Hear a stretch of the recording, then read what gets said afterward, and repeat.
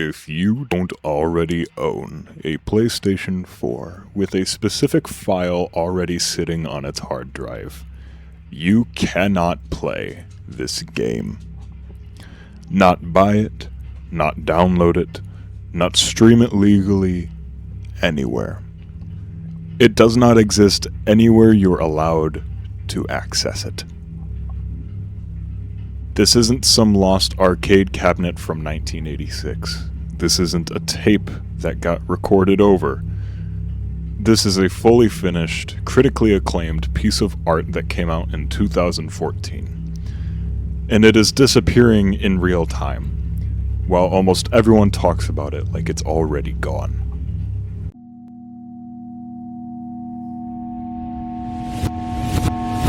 This is a video about PT, but it's also about something bigger than one game. Okay, so most videos about PT tell you the same story. Kojima and Konami had a falling out, the game got cancelled. Tragic, yeah. And the story is true, but it's also 5 years old at this point, and treating it like ancient history misses what's actually happening right now. Because PT isn't a memory. It's an active case study in something the gaming industry doesn't want you thinking about too hard. What happens to art when a corporation owns not just the rights of it, but the actual existence of it. So let's actually walk through what happened, the parts everyone knows, and then the part almost nobody's talking about. On August 12th, 2014, a mysterious horror demo appeared on the PlayStation Store under a fake studio name, the 7780s Studio. No marketing, no press release, it was just there. It was called PT, short for Playable Teaser. The setup was deceptively simple. You're in a looping hallway, you walk through a door, and you end up back where you started, except something is different each time. A light flickers, a radio crackles with a message that nearly makes sense. A figure appears in a window that wasn't there a second ago. What made it work wasn't jump scares, it was the accumulation of wrongness. Each loop added one more detail that didn't belong, and your brain, which is wired to detect patterns, started screaming at you that the pattern itself was the threat. There's a psychological term for this meaning, the uncanny. I'm sure you've heard of the uncanny valley. Sigmund Freud wrote about it almost a century before this game existed.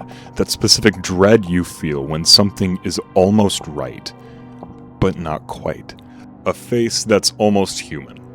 A room that's almost normal. PT weaponized that feeling better than almost anything before or since. At the very end, after enough loops, enough static, enough dread, the game would reveal that it was actually not a standalone horror game, but a teaser for Silent Hills, a new entry for the legendary horror franchise, helmed by Hideo Kojima, with Guillermo del Toro co-writing and actor Norman Reedus attached to star. It became the most talked about horror game of that entire year.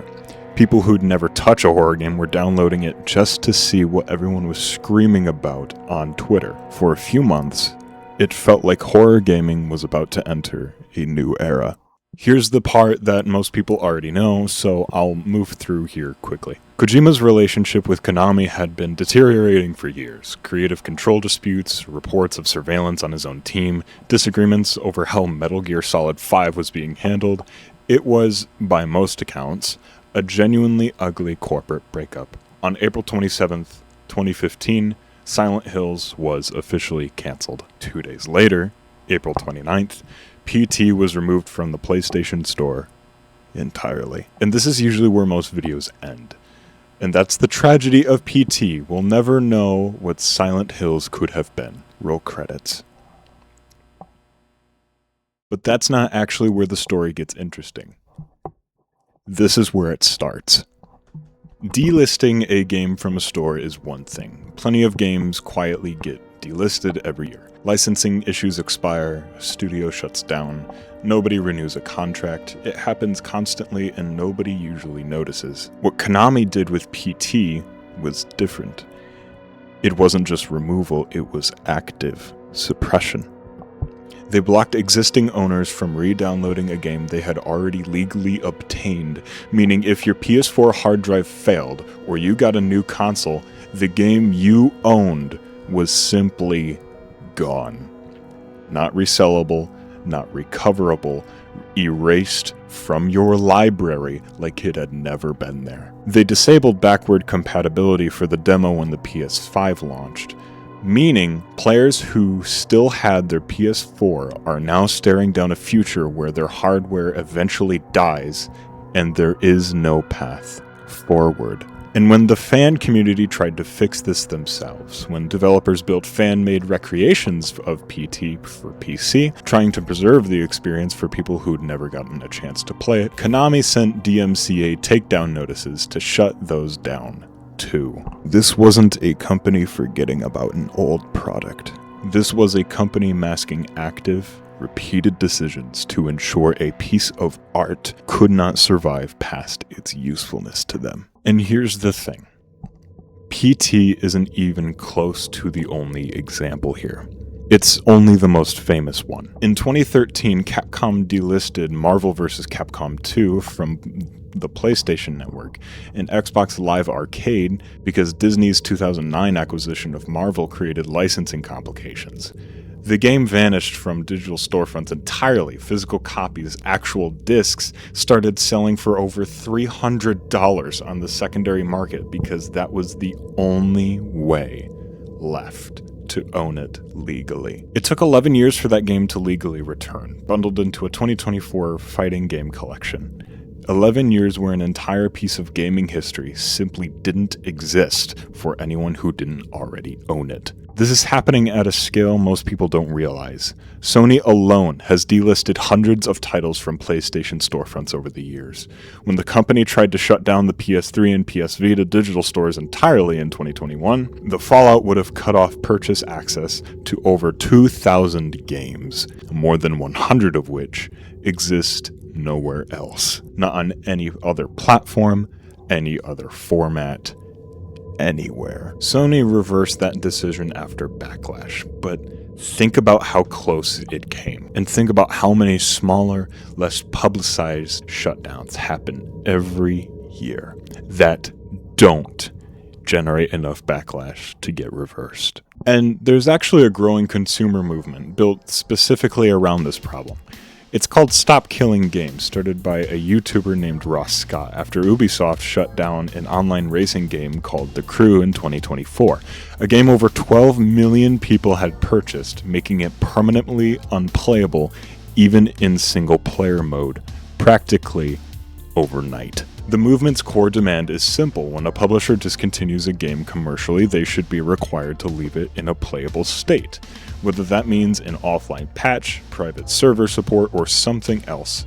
Just don't make it disappear entirely. As of right now, their European petition has passed 1 million signatures and is sitting with the European Commission for formal response. Nothing is guaranteed, but for the first time, there's an actual organized push asking the question this video is asking. Should a corporation get to decide whether a piece of art is allowed to keep existing? PT is the most famous casualty of this exact problem, which is what makes it such a perfect entry point. It has the cultural cachet to make people care about an issue that's usually only discussed in niche gaming preservation circles.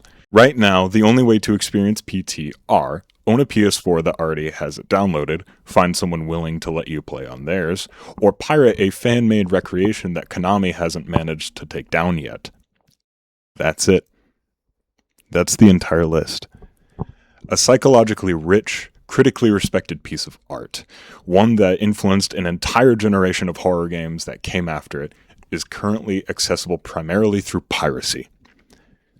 Not because anyone wants it that way, because the alternative was made impossible by a single corporate decision in 2015, and nothing has changed since. Here is the uncomfortable question underneath all of this. How much of the art you love right now exists the same way? Physical media has flaws. Discs scratch, tapes degrade, film reels decay, but physical media has a strange kind of resilience. A banned book still exists on a shelf somewhere, a censored film still exists on a reel in an archive, waiting.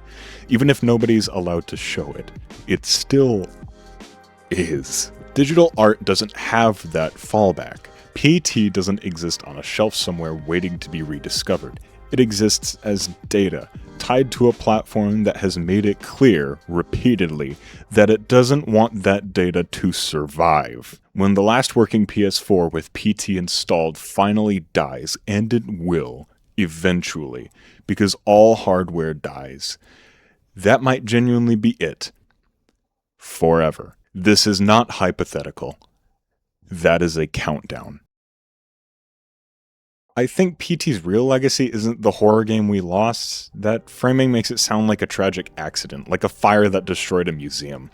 It wasn't a tragic accident. It was a long series of deliberate choices made repeatedly by a company that had every legal right to make them, and that's exactly what should worry you.